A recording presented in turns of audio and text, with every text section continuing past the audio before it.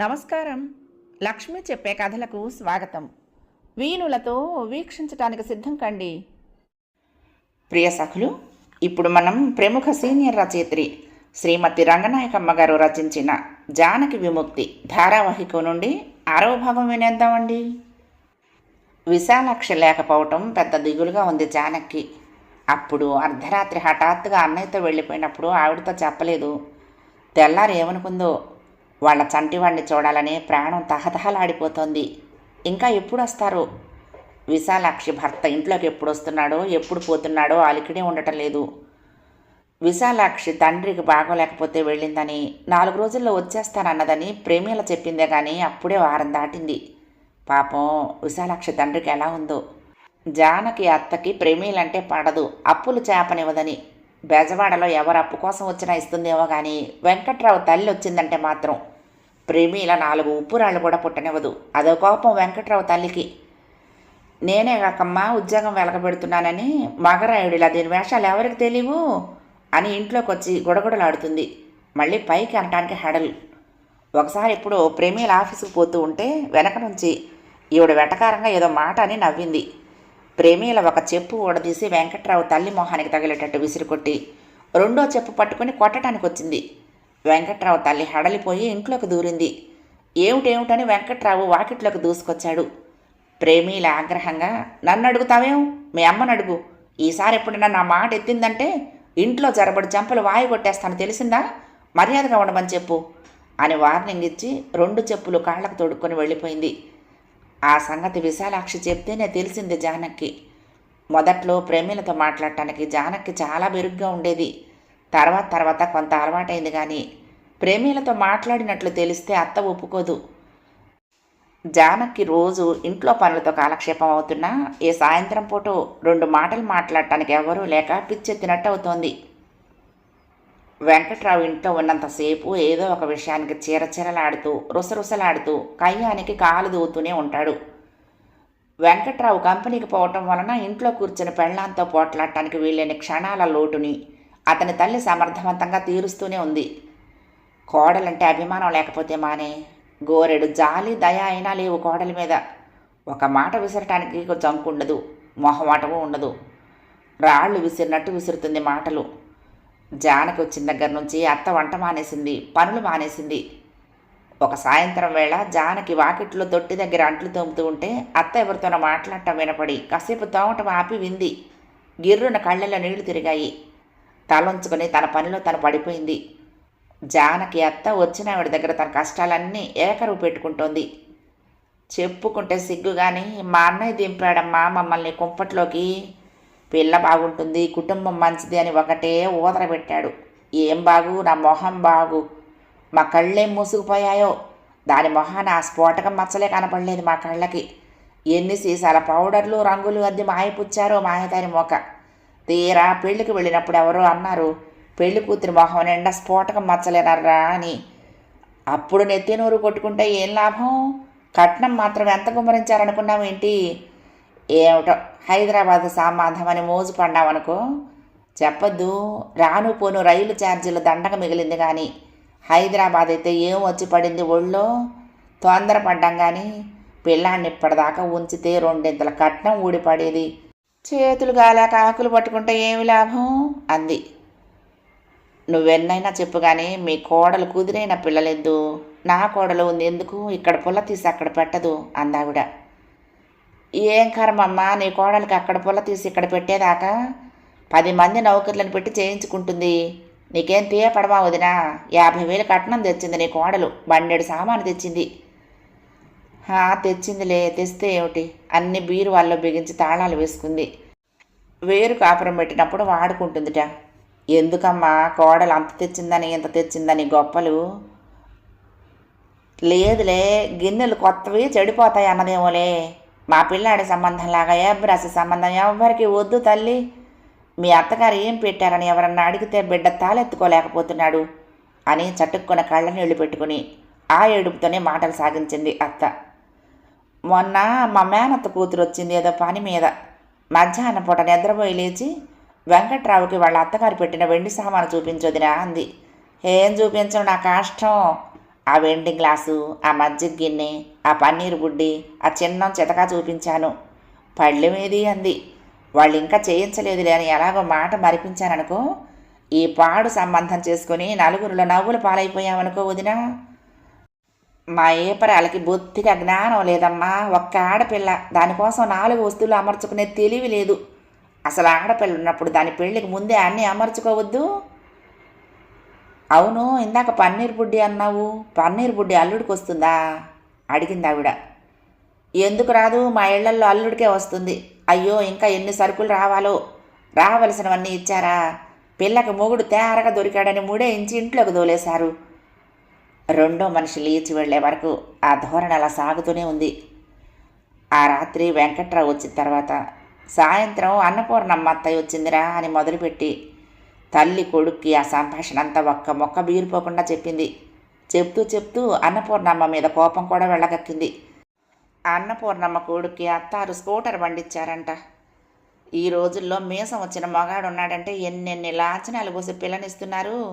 పెద్దమ్మ గారి పెద్దాడొక్కడే కట్నాలు కానుకలు లేకుండా పిల్ల సోకుకి మతిపోయి పెళ్లి చేసుకున్నాడు. కానీ మన వాళ్ళందరూ అత్తర్ల దగ్గర నుంచి ఎన్నెన్ని తెచ్చుకున్నారు. నీ కర్మే కాలింది, నలుగురిలో నవ్వులు పాలయ్యావు అని కళ్ళ నీళ్ళెట్టుకుని ముక్కు చీరింది. తనకు సౌఖ్యం లేనందుకు తన తల్లి గుండె ఎంత కోత పడుతుందో చూసినప్పుడల్లా వెంకట్రావుకి అత్తారి మీద చెప్పలేనంత ఆగ్రహం మేలుకుంటుంది. దీన్ని వదిలేస్తే సరి అంటాడు అలాంటప్పుడు. మొగాడు అయితే నీ బామ్మర్ది నెత్తి నెక్కి తొక్కి గోళ్ళు ఒడగొట్టి నీకు రావలసినవన్నీ తెచ్చుకో అని జ్ఞానబోధ చేస్తుంది ఆ మాతృమూర్తి. జానకిని 3 నెలల పాటు పుట్టింట్లో పెట్టు కూర్చున్న ఆడపిల్ల గలవాళ్ళు అంత తేలిగ్గా పిల్ల కాపురం చెడగొట్టుకోరని వెంకట్రావు తల్లికి తెలుసు. ఈ మాటలన్నీ జరిగేది జానకి ముందే. జానకి పనులు చేసుకుంటూ మొహం చిన్నగుచ్చుకుని ఆ మాటలన్నీ వింటూనే ఉంటుంది. అదంతా జానకి రోజు అలవాటే అయినా ఎప్పటికప్పుడు కొత్తగా ఆశ్చర్యపడుతూ కొత్తగా దిగులు పడుతూ ఉంటుంది. పుట్టింటి నుంచి వచ్చి 4-5 రోజులైన తర్వాత జానకి ఒకరోజు తన గాజులు తీసి వెంకట్రావు దగ్గర పెట్టింది. ఇవి తీసుకుని మా వాళ్ళు ఇవ్వవలసినవన్నీ చేయించమని అత్తయ్యకు చెప్పండి అంది. తనకేదో పెద్ద అవమానం జరిగినట్లు వెంకట్రావు కళ్ళెర్ర చేసి, నీ గాజులిమ్మని ఎవరన్నారు ఇప్పుడు? వెధవ తెలివితేటలు ప్రదర్శించకు. నీ గాజులమ్మి సామాను కొంటే నాకు మీ వాళ్ళు ఇచ్చినట్టు అవుతుందా? ఎంత ఖర్చు అయితే అంత ఖర్చు పెట్టి నీ అమ్మ చేయించి వాళ్ళు తెలుసా? నీ తల బిరిసేదో మీ వాళ్ళ దగ్గర చూపించు. నాకు రావాల్సింది నాకు పడేయమను. ఆ మాత్రం గడుచుతనం లేదా? పెళ్ళే కాపురం చేస్తున్నావు. మా వాసంతని చూసి జ్ఞానం తెచ్చుకో. పెళ్లికి ముందు నుంచే భర్తకి ఏమేం కావాలో అన్ని పోట్లాడి చేయించి ఉంచుకుంటోంది తెలుసా? బట్టలు కూడా కొనిపించుకుంటోంది. నీకంత జ్ఞానం ఎక్కడ ఇచ్చిందిలే. గాజులు తీసిస్తున్నావు. గాజులు నీ సొమ్ము అనుకుంటున్నావా? అసలు నీకు ఆ బుద్ధి ఎందుకు పుట్టింది అని నిలదీశాడు. జానకి మాట్లాడలేకపోయింది. అది కాదురా అసలు సంగతి అని తల్లి అందుకుంది. మధ్యాహ్నం వెంకమ్మ అత్తయ్య వస్తేను ఆ మాట ఈ మాట వచ్చి మీ వేపరాలు ఈసారన్న సామాను చేయించి పంపిందా అని అత్తయ్య అడిగింది. మేము వల్లకాట్లోకి వెళ్ళిన తర్వాత పంపిస్తుంది అన్నాను ఒళ్ళు మండి. ఆ మాట తప్పొచ్చిందిగా నీ పెళ్ళానికి. వెంకట్రావు తల్లి మాటల్ని సమర్థిస్తూ, ఎవరికి కష్టం తోస్తే వాళ్ళు అనుకుంటారు. నీకెందుకు మధ్య? నీకంత కష్టంగా ఉంటే నీ అన్నకు ఉత్తరం రాసి మాకు ఇవ్వాల్సినవన్నీ చేయించి మా మొహాన పడేయమని చెప్పు. నిన్ను పన్నెత్తు మాట అంటే అప్పుడు అడుగు అన్నాడు. ఆ కంఠస్వరంలో కాస్త తేడా లేకపోతే ఆ మాటలు తల్లి మాటలో కొడుకు మాటలో చెప్పడం కష్టం. జానకి తెలిసినంతవరకు అన్న దగ్గర ఒక్క పైసా కూడా నిలవలేదు. తండ్రి బాగా అప్పులు చేసి 20,000 కట్నం ఇచ్చి పెళ్లి చేశాడు. పై ఖర్చులన్నింటికి ఇంకో 10,000 ఖర్చు పెట్టాడు. తండ్రి పోయిన తర్వాత డబ్బు వస్తే అది అప్పులు తీర్చడానికే చాలలేదు. అన్న ఇంకా తన పెళ్లి అప్పు తీరుస్తూనే ఉన్నాడు. అదంతా అత్తతో అందామనుకుని మళ్ళీ నిరుత్సాహపడి ఊరుకుంది. చెవిటివాడి ముందు శంఖం ఊదితే ఏం లాభం అని. రేపు తన తీసుకోడు కట్నాలు కానుకలు. తోడబుట్టిన దానికి పెట్టుకోవడానికి అంత ఏడుస్తున్నాడు. మా ఉసురు తాగలేకపోతుందా ఏమిటి? అబ్బా, ఎంత కఠినంగా మాటలు అనేస్తారో అని జానకి మనసు వెలివెల్లాడింది. లేచింది మొదలు ఏదో పనితో సతమతం అవుతూ ఉంటుంది.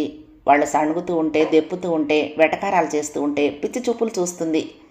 ఒక్కోసారి ఏడుస్తుంది, మళ్ళీ పని చేస్తుంది. ఒక్క పూటో 2 పూటలో ఇంట్లో గొడవ లేకుండా గడిచిందంటే గతమంతా మారిపోయినట్లు అనిపిస్తుంది. మళ్ళీ కలహం ఒకటి రేపటికి సాధ్యమని, ఆ తల్లి కొడుకులు దాన్ని తెచ్చి పెట్టగలరని జానకి ఆ పూట సందేహమే రాదు. మంచివాళ్ళు అందరిలాగా వాళ్ళు మంచివాళ్ళేననుకుంటుంది. వాళ్ళ చెడ్డతనం మళ్ళీ కళ్ళబడేదాకా. తీరా అప్పుడు అదేదో వింత పరిణామమైనట్లు కొత్తగా నిర్ఘాంతపడుతుంది. భర్త ఎప్పుడైనా కాస్త నవ్వుతూ పలకరించాడంటే ఆమె విచారం మీద మళ్ళీ ఒక మాయతెర పడుతుంది. తను అత్తింట్లో సుఖంగా కాపురం చేసుకుంటూ ఉన్నట్టు ఒక ఊహాతరంగం సాగుతుంది. 2 రోజులు గడిచాయో లేదో చిన్న సంగతి మీద పెద్ద పోట్లాట వచ్చింది. ఆ పూట జానకి పాలు తోడుబట్టలేదు. వెంకట్రావు భోజనానికి వచ్చేటప్పటికి చూస్తే పెరుగు లేదు.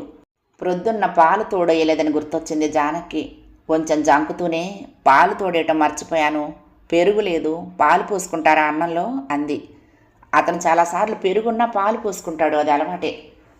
పాలొద్దు, నాకు అసలే వేడి చేసింది అన్నాడు చిరచిరలాడుతూ.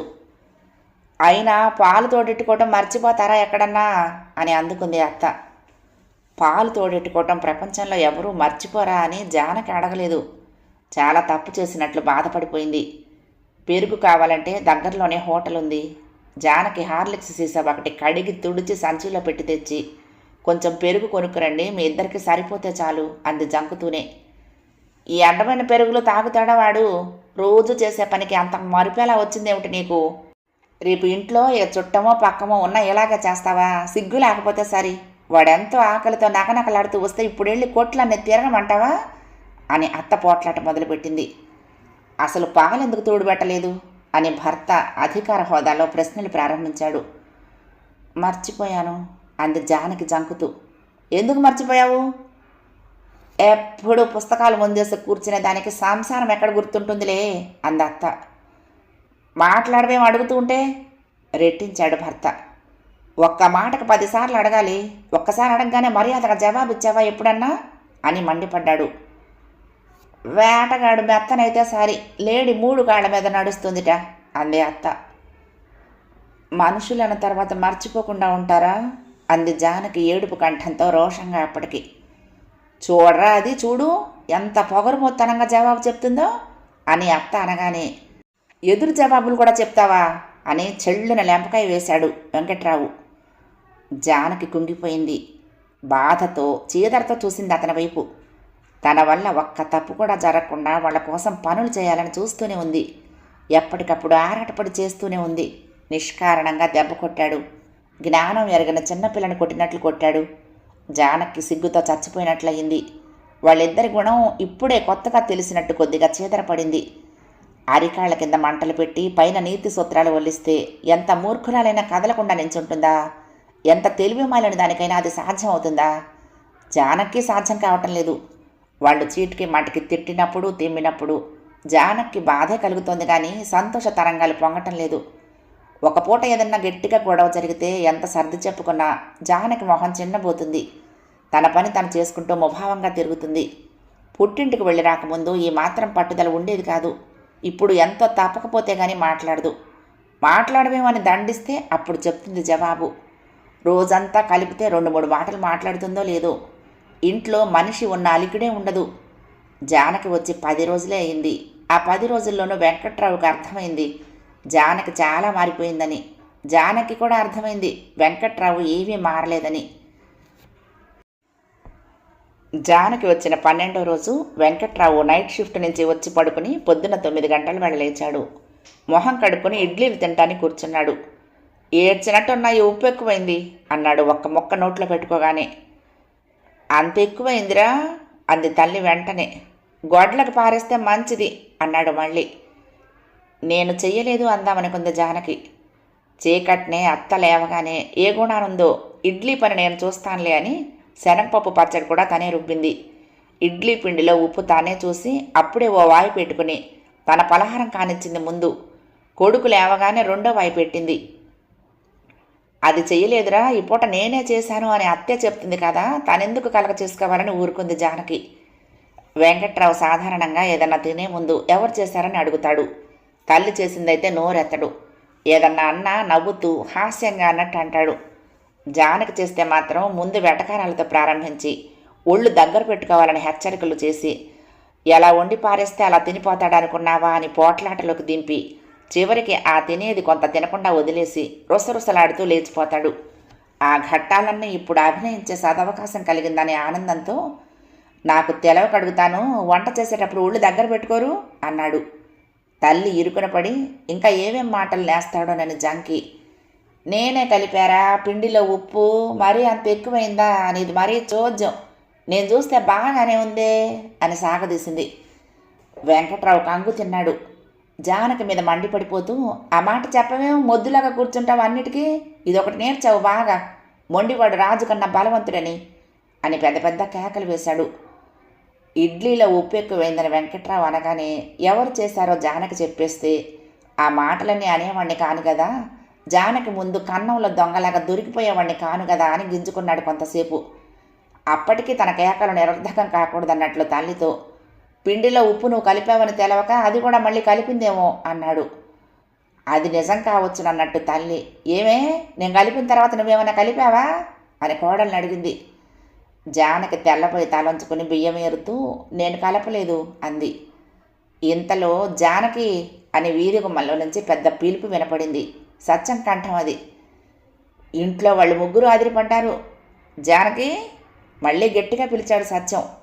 జానకి చాట దగ్గర నుంచి లేచి గబగబా ముందు గదిలోకి వెళ్ళింది. సత్యము మూర్తి గుమ్మం బయట నిలబడి ఉన్నారు. జానకిని చూడగానే ఇద్దరు లోపలికి వచ్చారు. జానకి కంగారు పడిపోయింది.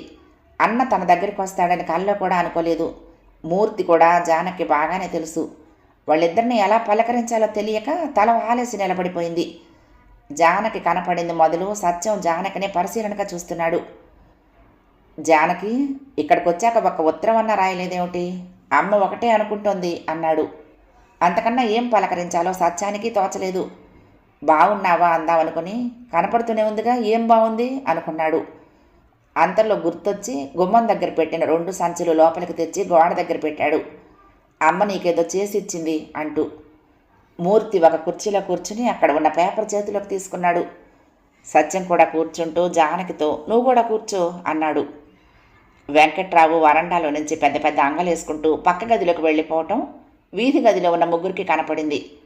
వరండాకి ఒక పక్కగా పడంగది ఉంటుంది. పడంగదితో సంబంధం లేకుండా వీధి గదిలోకి వంటగదిలోకి తిరగొచ్చు.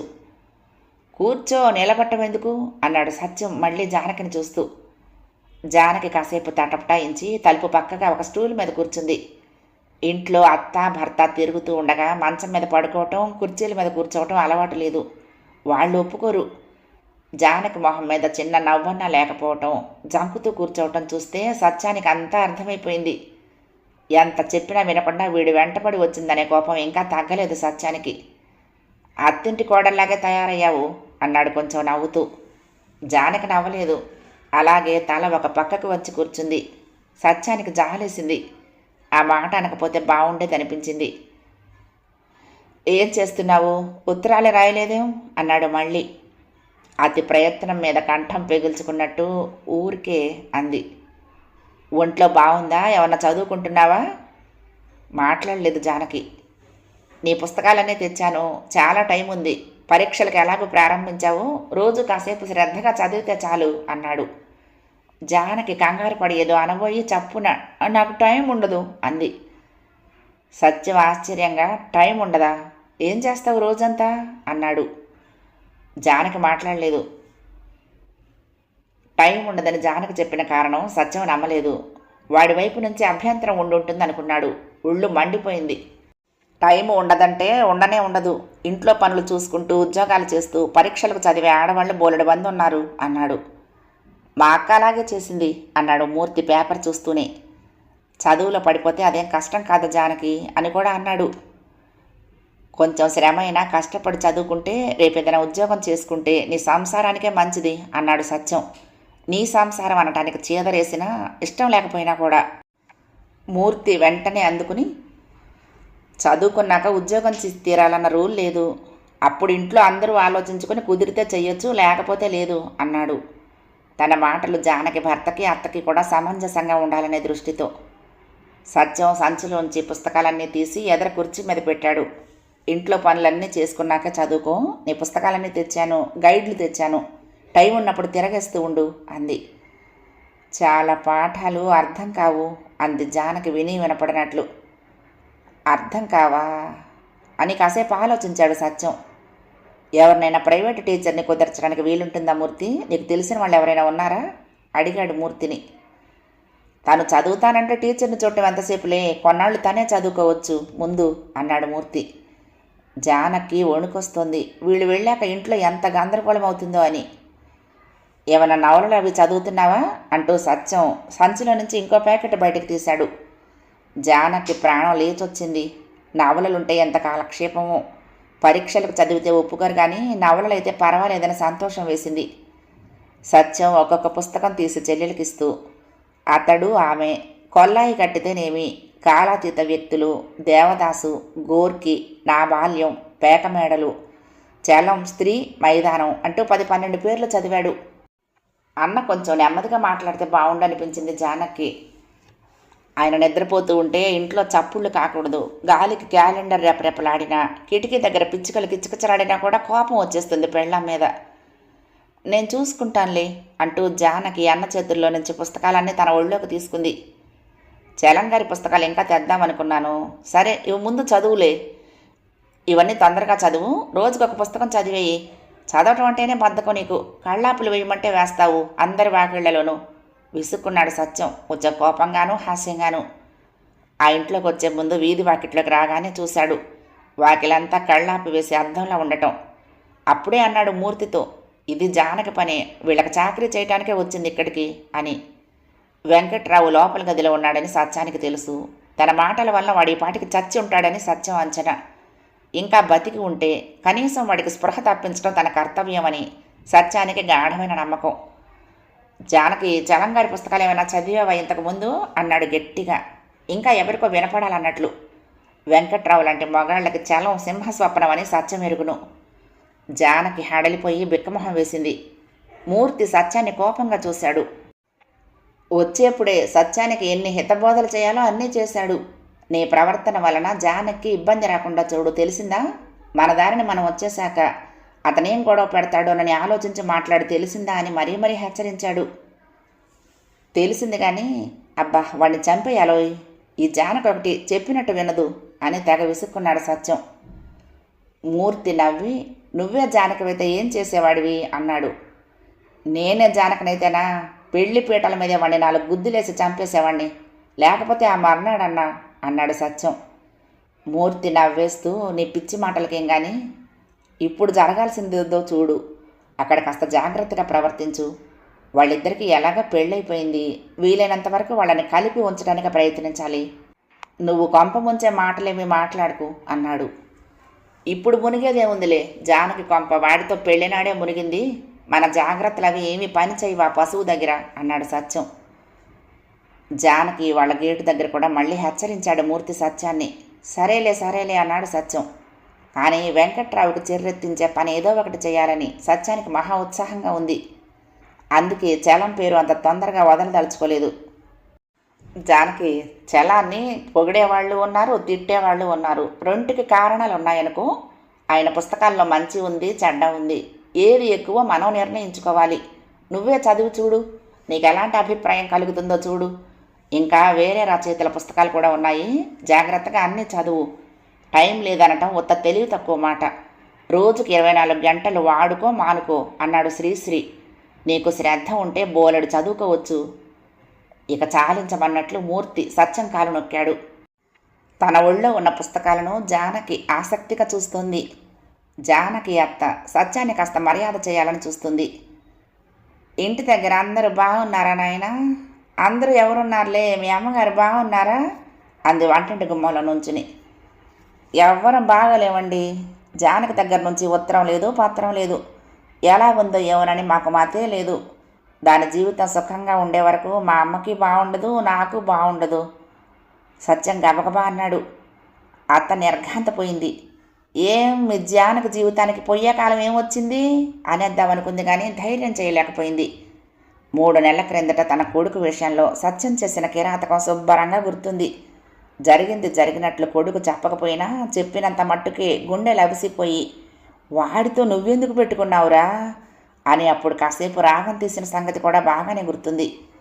అలాంటి కిరాతకుడి దగ్గర ఆ మాట అనేయటం మంచిది కాదని సందేహించింది. సత్యం స్నేహితుడు డాక్టర్ అని కూడా అత్తకు తెలుసు. అందుకు కూడా అత్త కొంత వెనకాడింది. ఏమే జానకి, పప్పు మాడుతున్నట్టుంది చూడు అని వంటింటి గడపలో కూర్చుంటూ కేకబెట్టింది. వస్తున్నాను అత్తయ్య అంటూ జానకి దగ్గర లేచింది. నువ్వే వెళ్ళాలా, కూర్చో అని సత్యం జానకిని వారిస్తూ, జానకి మాతో మాట్లాడుతుంది, ఆ పని ఏదో మీరు చూసుకోండి అని పెద్ద కేక పెట్టాడు. జానకి హడలిపోయి వచ్చేస్తున్నాను అత్తయ్య అంటూ ఒళ్ళో పుస్తకాలన్నీ కింద పడేసుకుంటూ పరిగెత్తింది. సత్యం కూడా లేచి జానకి వెనకాల వంటింట్లోకి వెళ్ళాడు. వరండాలో నుంచి వెళ్తూ ఉంటే పక్క గదిలో మంచం మీద వెంకట్రావు మునగ తీసుకుని పడుకుని ఉండటం కనపడింది. జానకి పప్పులో నీళ్లు పోసి దోసకాయ మొక్కలు పడేసింది. పొయ్యి మీద గిన్నె మసిగుడ్డతో దింపటం చూసిన సత్యం, పట్టుకార లేదా అన్నాడు. లేదు. గుడ్డతో దింపటం ఏమిటి? చేతుల నిండా అసహ్యంగా మసి. 2 సైజుల్లో 2 పట్టుకార్లు కొనుక్కోకూడదు? చిన్నప్పటి నుంచి మన ఇంట్లో పద్ధతి తెలియదా నీకు అన్నాడు సత్యం మందలింపుగా. అయిందా నీ పని, ఇంకేమైనా చెయ్యాలా అడిగాడు. ఎసరు పెట్టాలి అంది. పప్పు అవ్వాలిగా, ఇంకో స్టవ్ వెలిగించరాదు? ఉందా? ఒక్కసారి 2 పొయ్యిలు పెట్టి చేసేసుకోవాలి కానీ ఒక్క పొయ్యి మీద వండుకుంటూ ఎంతసేపు కూర్చుంటావు వంటింట్లో? రోజు ఇంతేనా? అందుకే ఎన్ని గంటలున్న టైం చాలటం లేదు నీకు. పద, పప్పు ఉడికేదాకా అక్కడ కూర్చోవచ్చు. కొత్తగా ఇళ్ళు తెచ్చాను చూసావా? ఒసే, బియ్యం ఏరాలి, ఆ చాట అక్కడే బారేశావు అంది అత్త కోపపు చూపులతో. మీరు బియ్యం ఏరకూడదా అన్నాడు సత్యం అత్తతో. అత్త ఎంతెంత వాళ్లతోనన్న పోట్లాటకు దిగే రకమే కానీ కొడుకు కిక్కురు మనకుండా గదిలో పడుకోవటం చూస్తే అవతలిద్దరు మొగాళ్ళు ఉండగా ఏదో ఒక మాటని పోట్లాడు పెట్టుకోవాలంటే జంకు కలిగింది. నాకు కళ్ళు కనపడి చావునైనా, లేకపోతే ఏడటానికి ఏం భాగ్యం అంది. మరి కళ్ళజోడు వేయించుకున్నారా? జోడు లేకపోతే సినిమాలు కనపడతాయా? జోడు వేయించుకుంటే ఏ పని అంటే ఆ పని చేసుకోవచ్చు. పని లేకపోతే మీకు మాత్రం ఏం తోస్తుంది అన్నాడు సత్యం. జానకి చాలా భయపడుతూ, ఆవిడ ఆరోగ్యం బాగుండదన్నయ్య, పొయ్యి శాఖ పనికిరాదు, పని చేయలేరు, నువ్వు వెళ్ళి కూర్చో అక్కడ, నేను వస్తాను అని అన్నని వంటింట్లో నుంచి పంపేయాలని చూసింది. నీతో మాట్లాడాలని నేను వస్తే నేను అక్కడ కూర్చుని ఏం చేయను, ఇక్కడే కూర్చుంటాలే, నేను కూడా ఏదన్నా చేస్తాను చెప్పు, ఏ గిన్నెలో పెడతావు ఎసరు అని తూమి బోర్లించిన గిన్నెల్లో నుంచి ఒక తల్ల తప్పెడ తీశాడు. అది కాదులే అన్నయ్య, నువ్వు వెళ్ళు, నేను చూసుకుంటానులే, అలా వరండాలో కూర్చో. జానకి అన్న చేతుల్లో నుంచి తప్పడ లాగేసుకుంది. సత్యం వంటింట్లో నుంచి బయటకు వస్తూ అత్తతో, ఏమిటి మీ ఒంట్లో అనారోగ్యం? ఎప్పటి నుంచి? బాగానే కనపడుతున్నారే పైకి అని నవ్వుతూ సంభాషణలోకి దిగాడు. నీరసం అన్నయ్య, పని చేయలేరు అని చప్పున జానకే జవాబు చెప్పింది.